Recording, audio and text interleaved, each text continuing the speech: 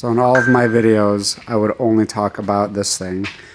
I never talked about this thing.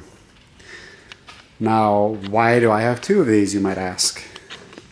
So there is a story on this behemoth that I kind of want to share with people on what kind of Land Rovers. There's two types of Land Rovers. Something like this and something like this. And right now I'm going to show you the difference between the two. Now I know some of you are thinking, yep, the difference is this is a red one, this is a white one. What could possibly be different about these? One's an HSC, one's an SC. That's going to be the obvious stuff. Both of these trucks are two-owner trucks. Both of them have similar mileage. This one's at 189. This thing I think is already at 173. And they both kind of have a similar story. Both are two-owner trucks, of me being the third owner.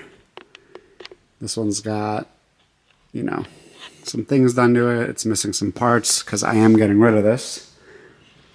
That's why the bumper is off of it again. Put it back on thinking I was going to sell it as a whole, and it made more sense to part it out rather than finding a buyer for this thing in central Illinois.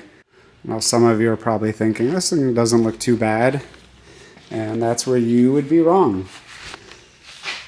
The outside with the doors open, this thing does not look that bad, but upon further investigation, you get shit like that. And these are uncoated sliders, as you can see, that are completely fucked. You could literally probably like bend these off and break them. I just dropped the gas tank skid plate off this because I do want to keep that. I might get a new home on the white one, or I might sell it, we'll see. But the biggest thing with this car is going to be the rust. As you can see, it has lots of it. So, but the rust doesn't end there. Same thing on the passenger side. Pretty sweet, huh? Now, the backstory on this thing. Once upon a time when I got rid of my V10 Touareg, I bought an Lr3's. And I absolutely loved that car. And that would have been in 2022 is when I bought it. And fast forward to probably late or mid to late 2023, I sold it thinking, time to, maybe try something else. Try something cheaper than one of these things. And I picked up an Xterra. Nothing crazy, an 05 off-road trim. So it had the rear locker. Nothing crazy. Did some 33s on it. And I took one trip on it, and I absolutely hated the fucking thing. Rode like shit. Couldn't fit as much cargo stuff in the back of it. You definitely get spoiled when you have the Lr3 platform or Lr4 platform with how much shit you could fit in these. And I kind of got spoiled with all my camping stuff. So I picked this thing up at the end of 2023 out in Jersey. There is your first mistake. Never buy a car from fucking Jersey. So picking it up from Jersey, flew out there, met the second owner. Beforehand, we talked on Facebook about, hey, here's some issues with the truck. Kind of looked it over. Didn't look that rusty in the ad for it. And when I flew out there, I looked underneath and thought, holy fuck. Yep, a little more rusty than I thought. But me being the idiot I am, I bought it anyway. So picked it up, drove it back from Jersey, back to Illinois. The rear brakes being metal on metal. In the rear lower spindle bushing probably was blown out 6 years ago prior to me buying it. So that was pretty cool. Having a little bit of play in the rear knuckle was sweet. But nonetheless, picked it up, fixed it up, did those couple things. And then maybe put 1,500 to 2,000 miles on it. Slowly kind of fixing the little things. And I started noticing a coolant leak. And thought, okay, no big deal. I'll swap the expansion tank that it was leaking from. Did that, took it for a test drive, and then I had coolant pumping out of the water pump. Ordered another water pump, swapped that in, and I thought everything was good. We ended up doing a trip to Windrock. I do that every year for my birthday in February.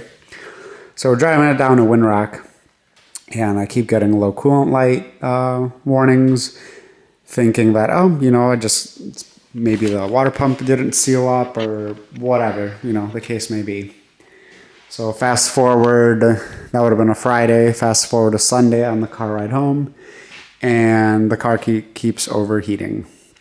Overheating. My 6 or 7 hour drive from Windrock in Tennessee ended up being close to a 12-hour drive with overheating, bleeding the coolant, doing all that stuff, just trying to limp it home.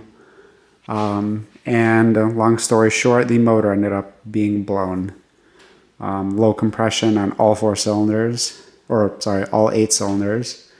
It was like 60 to 80 PSI throughout. I think one hole had 140 PSI. So at that time, I was going through medical issues and wasn't really able to wrench on cars. And one of my buddies was like, I'll put a motor in it. Fast forward a couple months, I get the car back. I'm able to get it running, finish it up, do all the little odds and ends that he wasn't able to do. And I hit a point where I was like, what the fuck am I doing with this rusty piece of shit? And that would have been December of 2024. And lo and behold, this thing popped up on Bring a Trailer. And here we are. And the last couple months, I've slowly been kind of pulling all the parts that I want off this thing, putting it on the white one. The snorkel being one of them. Had that pulled off.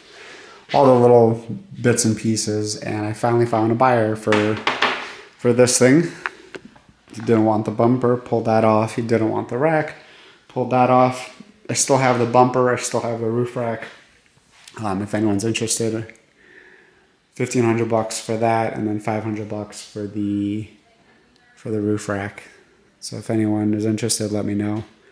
But yeah, I just wanted to share the difference when you look at a 2-owner East Coast car versus a 2-owner Jersey car or Nevada car. You can kind of see there wasn't a giant fucking hole in the body under there or crazy amounts of rust. But this was a big mistake, and I am so glad that it's finally gone. On the flip side, this thing's broken again. Transfer case has a leak on the output shaft to the front diff.